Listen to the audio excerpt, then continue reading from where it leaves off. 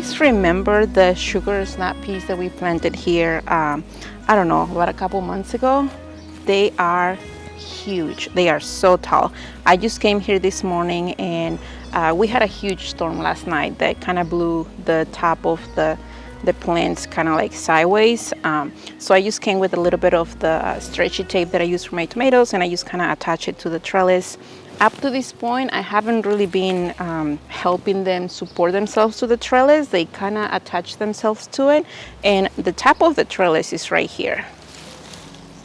Right here, and I still have probably, I don't know, about maybe 18 inches or so of growth from the top of the trellis all the way up. And my goodness, they have been producing like crazy, and I love it.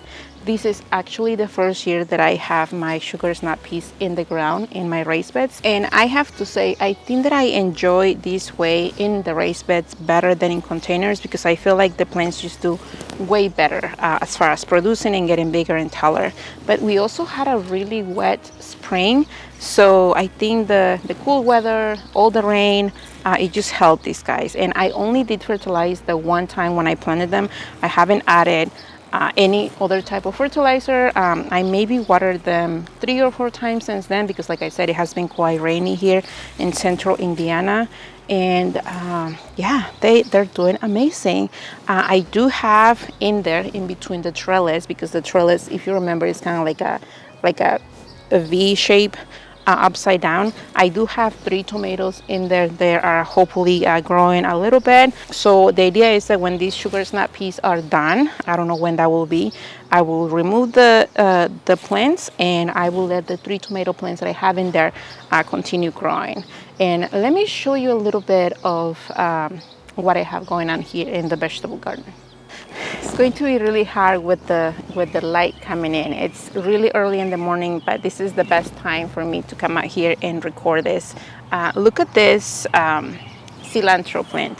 This guy is a volunteer, and right about now it's going to flower, and I love it. I am going to let these go to flower. I actually have another section on another raised bed where I have a bunch of cilantro that I had coming as volunteers as well, and they are right about they're all looking like this. They're going to flower. I'm going to let them. These plants, my goodness, I harvest from them so much already. And what I do is like my first batch of cilantro, I just let it go to flowers, because the pollinators are just going to be loving all of these. Plus they look good. So I do that, and then by the time that these plants, the volunteer plants, are about, I don't know, maybe 3 to 4 inches tall, I direct sow more cilantro on another part. And when that cilantro is about 3 to 4 inches, I direct sow cilantro on another part. So I am continuing having cilantro for the rest of the summer. And yeah, some of you might be thinking, hey, you can't grow cilantro in the summer, right? It goes to flower super quick. Yes, that is true. But also I have found that if you give it a little bit of evening shade, cilantro does hold a little bit better. And I use, you know, I have these sugar snap peas. I have cilantro on the other side. They get morning sun, all afternoon sun, and by the time the evening comes, they are in the shade, so they get a little bit of a break. I do continue to direct sow cilantro every 3 to 4 weeks, so I have a continuous amount of harvesting for that. I love cilantro. Cilantro is one of those herbs that I just absolutely love for everything. I mean, I make salsas, soups, pestos, you name it. I am always using cilantro in my kitchen. It smells amazing. My cilantro plant is growing right here where all of my onions are. My gosh, my onions this year are probably the best that I have ever had as far as onions go. And I don't know much about growing onions, because I have always kind of sucked at it. And they're looking good, you guys. I did come here in about a month ago. I came with like a spoon. Let me show you really quick what I mean with that. Hopefully you can see here. So about a month or so ago, when they were a lot smaller, I came here with the spoon, and I kind of made like a little well around the bowl, around the onion, not too deep, but just enough that I think, according to Kevin of the Epic Gardening, it allows the bulb to expand and not have to fight the soil around it to grow. I did this with almost all of them. I do have a few where I planted a bunch of onions like in a bunch together, but I do have a bunch of single ones, and they seem to be doing they seem to be getting bigger and bigger, you guys. So I am excited. I do have to find some sort of fertilizer because I know that it's not the regular fertilizer that I use that they will love. So I gotta find a good fertilizer for onions. If you do have one that you could recommend, I would love for you to tell me in the comments. But yeah, I'm very happy with my onions this year. And also another thing that I'm going to be doing to my onions, let's just see, like these guys right here, they're not quite ready. Like the bulb is not quite ready, but there are some of the leaves that are kind of like folding on their own. So apparently I can come here and cut the ones that are already folded so that the plant can keep the ones that are like going straight up and keep making the bulb bigger. I saw a guy doing this, and apparently he has been growing onions since like decades. So I am going to trust what he says, and I'm going to do that for all of my onions here. I'm just basically going to be looking for the leaves that are already folded on their own. I'm going to come here and cut those. And I think that this could make like a really good soup. Don't you think? I think so. These right here are 2 sunflowers that are volunteers this year. They came up on their own, probably from last year. The birds did their thing. They're gorgeous. They're massive. They're about, I don't know, maybe 4 feet tall or so in my raised bed, 4.5.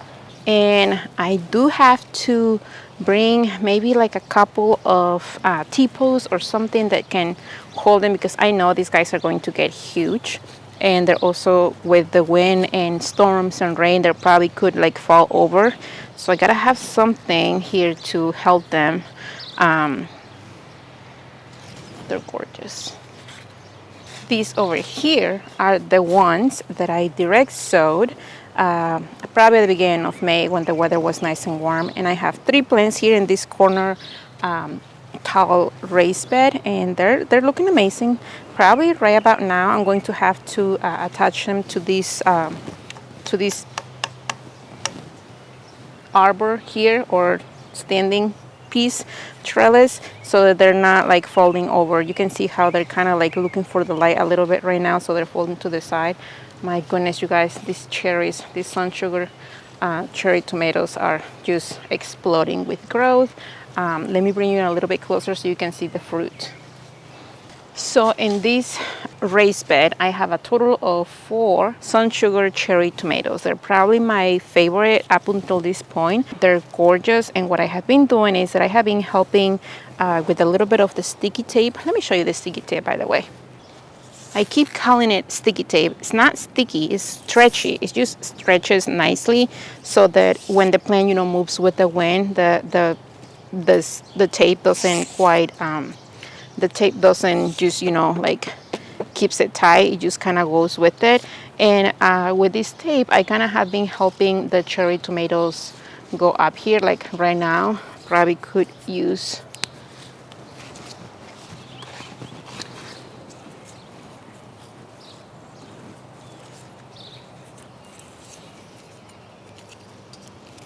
there you go. So right now I have the branches kind of getting close to the trellis, and that's basically what this is here for, to support everything else that I have here. I have a combination of a bunch of things here. Let me see if I can give you like a quick showing of everything that I have here. So we'll start right here with this Nasturtium. This one is called Out of Africa, and it's probably one of my favorites, you guys. I don't know if you can see the variegated leaves. Oh, and the sun is out. It is absolutely gorgeous. And it blooms in 2 colors. It has yellow blooms, and it also has some red blooms. Honestly, like I mentioned before when I was starting this from seed, If these guys didn't bloom, I will not be upset about it. Look at that variegation. Isn't that amazing? I have 4 of these nasturtium plants here on top of this raised bed. I also have some euphorbia. These are annuals as well. And I have some of the Verbena bonariensis. So sunny outside. Some of the Verbena bonariensis that I started with winter sowing, and I see some blooms. I don't know how you can see that, but I am very, very excited about this. And I do have some salvia right there, Victoria Blue salvia, and it has some blooms already. I normally don't like to shoot in really harsh conditions, but if I don't do this today, I will not do it. And I have some sunflowers. They're looking gorgeous. I direct sow all of those sunflowers, and these are about, I don't know, 2 feet tall or so. And these guys right here are evening sun sunflowers. I have some spicy peppers. I have some jalapenos and poblanos here. I do have 2 dahlias. Actually, I have 3 dahlias back there. Let me see if I can give you a better view. I have 3 dahlias back there on the bed, 1, 2, and 3. The one in the middle is not doing so crazy. It's a little bit tiny. I don't know why, but the ones on the side looking gorgeous. This one doesn't have any blooms so far, but these ones right here, I have a bunch of blooms getting ready to pop. So excited about that. And I have, like I said, I have the salvia and the Verbena bonariensis kind of here and there in the bed. And I do have this little setup here. It's my pollinator station, as I call it. It's basically a bowl that I found at a thrift store. I think this is supposed to be for wall, like a wall decor. It is the perfect depth for having water for my pollinators.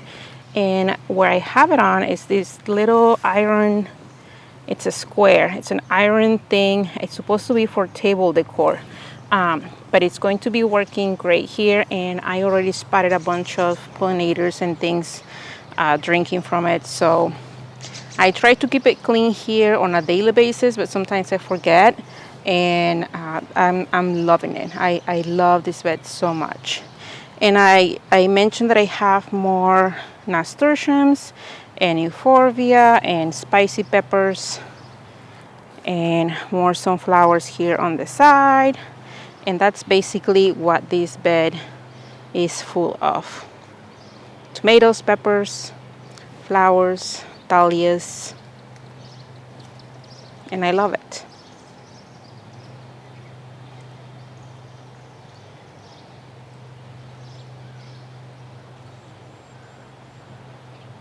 So this is the bed that I just showed you, and this right here, I have 2 raised beds here, and this guy is another sunflower that is a volunteer this year. And wowzers, it's kind of crazy. It's really strong, but I also gonna have to put something here to hold it, and it's not bad. I meant to move it. I meant to transplant it somewhere else when it was like this tall, but I forgot about it, and it got bigger and bigger, and then I didn't want to loosen it. So I'm going to let it do its thing there. And over here on this bed, like I said, we got so much rain that it kind of pushed some of the tall plants on the side. Right here, I have a couple of jalapenos. I have a couple poblanos. And then this guy right here, oh my goodness, I'm going to let it be. This is one volunteer cherry tomato that I had from last year. Right here where I am sort of standing, I had an arch here and I had tomatoes on it. I had Hawaiian currant tomatoes. They're like the tiniest little tomatoes. And this year I have been fighting all the volunteers from those tomatoes, basically. This plant right here, I am just going to let it be because it just looks so cool. I don't know. we'll see how it does. And it's going to be massive, and what I'm going to do is that I'm just going to let it run through the path here. And in the path as well, I have a bunch of those volunteer tomatoes that I was just telling you about. Just crazy. But I do have some snapdragons over here back on this bed. They're blooming already. They're the short variety. And I also have some Victoria blue salvias on the other side. I have this thing here. This is a piece of cattle panel that I spray painted in black. And it's just two panels that are bended together, and I put them together here to hold some melons. And I do have some melons there that I direct sow. I can't remember the name, but I'll go around and show you the name. And this right here is a volunteer sunflower that I'm just going to have to remove. I'm gonna try to transplant it somewhere else. We'll see how it does. But it's just not, well, I might leave it there. I don't know. I change my mind continuously with these things, you guys. But I have, so I have two melons here, and the rest of the bed is basically a bunch of zucchini that it's just growing so crazy. I do have a flower there already, so that's fun. And I have a bunch of these strawberry blonde marigolds popping here and there. And over here on the side towards the front of the bed, I have some zinnias that are kind of smashed because of the rain. I have some sunflowers there on the corner, and towards the front I have some nasturtium plants. With the rain, everything just kind of wild. The sun keeps coming in and out, so that's why it's messing up with my video quality, but it's okay. I went to the store the other day, to the nursery, and I found a bunch of Verbena bonariensis. I have never found Verbena bonariensis locally, but the other day I went to the store and they had them here. So I found a bunch of these. So what I'm going to do is I'm going to plant them. And I also have like more euphorbia. You guys, it's like the middle of June. Well, it's almost the middle of June, and I still have plants to transplant. I cannot be the only one that has a bunch of plants still to plant, but let me show you what else I have over here. Like I said, the rain kind of pushed some of my tall plants here to the side. This right here is a dwarf Determinate Tomato. It's a purple rain. I started these guys from seed indoors under my LED lights, and they're doing amazing. I heard that they do okay in containers. A Determinate Tomato basically means that it's just going to grow up to a point, and it's going to produce fruits, and it's going to give fruit once, and that's it, and they're done. I never had a Determinate Tomato before, especially a dwarf tomato. So I think that it's doing great here. I already have a couple pieces of fruit. And on the other side, on the other container, I have a dahlia that I started early indoors to give it a little bit of a head start. And I have a nasturtium that I started from seed as well. And then I have geraniums there. Let me show you a little bit close. I have one of the dahlias that are blooming, and this one is called La Recoletta Dahlia. Let me show you a little bit close how that looks like. Look at the color on that dahlia. I am very, very excited for it to bloom. It has a bunch of blooms. The rest of the plant has a bunch of buds, but look at that. Isn't that amazing? And I have one here, and this is one of the dahlias that I pinch, so it has a bunch of side shoots, side branches. I'm just so excited about it. On the other side of these dahlia and geranium containers, on the other side of the arbor, I have my loofahs, you guys. And I gotta say that I was a little worried about my loofahs. I started 2 containers with loofahs in them, and when I transplanted this one outside, it did not like the transplant. For a minute there, I thought that it was going to die and I was gonna have to plant something else. But this little guy is like taking off after being a little bit sad for a while. Like some of the branches kind of died. It could have been that it was too hot the week that I took them outside, but it is shooting a bunch of new growth, and I am loving this so much. What I'm going to be doing is that I'm going to be helping the branches, the new branches, find their way up into the arbor. I might even use some of that stretchy tape, but some of the other vines, they're already helping themselves. Like you can see where it's attaching themselves to the arbor, and I am just loving this. I cannot wait to see how these loofahs do for me here this year. So excited about that. And on the other side of this arbor, I have a tomato. I have a Dr. Witch's tomato. And I think this branch is gone. Like I said, the storms were a little bit rough yesterday, so I'm just gonna have to remove this branch, and that's completely fine. And actually, because I already have like 3 or 4 shoots up there, I'm just going to do this. With tomatoes, what I try to do, whether if they are in containers or in the ground, I just like to keep the bottoms clean so that when I water or when it rains, it doesn't splash onto the leaves, and that way it prevents any sickness happening. And like I said, I only gave them fertilizer. Everything here in my garden only got fertilizer when they were planted, but right about now, I probably should come here and give them a little bit of a topping with fertilizer. Whatever fertilizer I have in hand, slow release fertilizer works for me. And the plants are just doing amazing, you guys. I am so excited for the garden this year. So I am going to be tidying up, cleaning up, fertilizing, hopefully today. But I just wanted to bring you a little bit of what I'm doing today here in my garden. Things are growing like crazy, especially with the rain and the warm weather. Things are just loving it. I notice I have a lot of weeds in my raised beds. Yes, I have weeds. So I am going to probably be working on those. I just, pull them by hand. And that's basically it. Right now it's just a matter of maintaining the garden, and I have a lot of things to plant still. I do want to direct sow more sunflowers in spaces where some of the things didn't take. And that's about it, you guys. I hope that you guys enjoyed this video, and if you haven't subscribed, maybe today is the day.